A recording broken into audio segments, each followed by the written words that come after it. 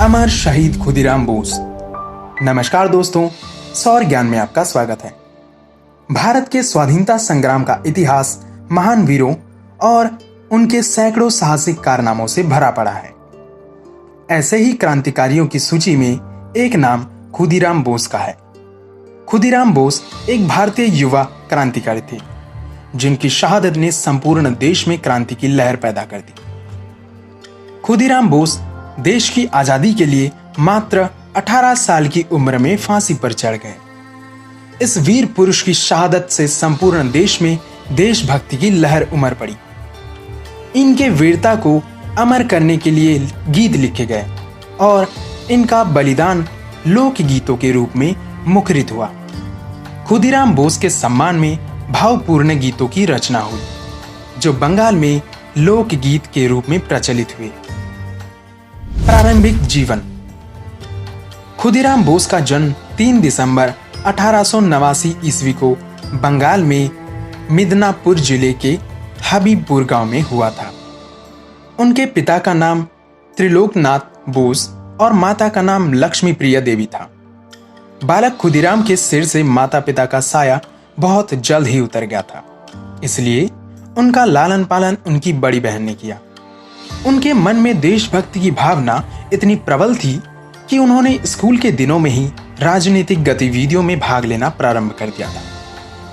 सन 1902 और 1903 के दौरान अरबिंदो घोष और भगिनी निवेदिता ने मदिनीपुर में कई जनसभाएं की और क्रांतिकारी समूह के साथ भी गोपनीय बैठकें आयोजित की।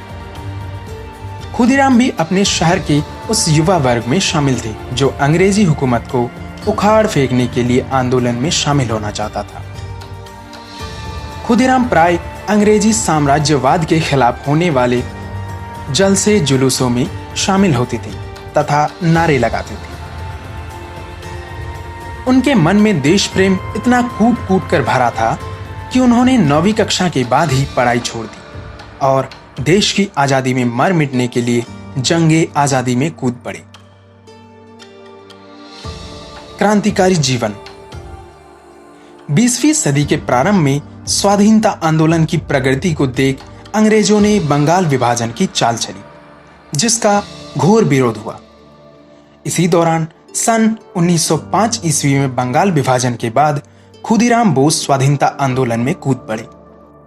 उन्होंने अपना क्रांतिकारी जीवन सत्येन बोस के नेतृत्व में शुरू किया था। मात्र 16 साल की उम्र में उन्होंने पुलिस स्टेशन के पास बम रखा और सरकारी कर्मचारियों को निशाना बनाया।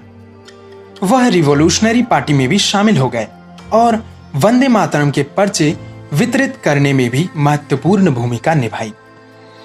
सन 1906 में पुलिस ने बोस को 2 बार पकड़ा। 28 फरवरी सन 1906 को सोनार बांग्ला नामक एक इश्तिहार बांटते हुए बोस पकड़े गए, पर पुलिस को चकमा देकर भागने में सफल रहे। इस मामले में उन पर राजद्रोह का आरोप लगाया गया और उन पर अभियान चलाया गया, परंतु गवाही न मिलने से खुदीराम बोस छूट गए। दूसरी बार पुलिस ने उन्हें 16 मई को गिरफ्तार किया, पर कम उम्र होने के कारण उन्हें चेतावनी देकर छोड़ दिया गया। 6 दिसंबर 1907 को खुदीराम बोस ने नारायणगढ़ नामक रेलवे स्टेशन पर बंगाल के गवर्नर की विशेष ट्रेन पर हमला किया, परंतु गवर्नर साफ साफ बच निकला। वर्ष 1908 में उन्होंने वॉटसन और टेम्पाइल्स फूलर नामक 2 अंग्रेज अधिकारियों पर बम से हमला किया, लेकिन किस्मत ने उनका साथ दिया और वे बच गए। किंग्सफोर्ड को मारने की योजना। बंगाल विभाजन के विरोध में लाखों लोग सड़कों पर उतरे और उनमें से अनेकों भारतीयों को उस समय कलकत्ता के मजिस्ट्रेट किंग्सफोर्ड में क्रूर दंड दिया। वह क्रांतिकारियों को खास तौर पर बहुत दंडित करता था।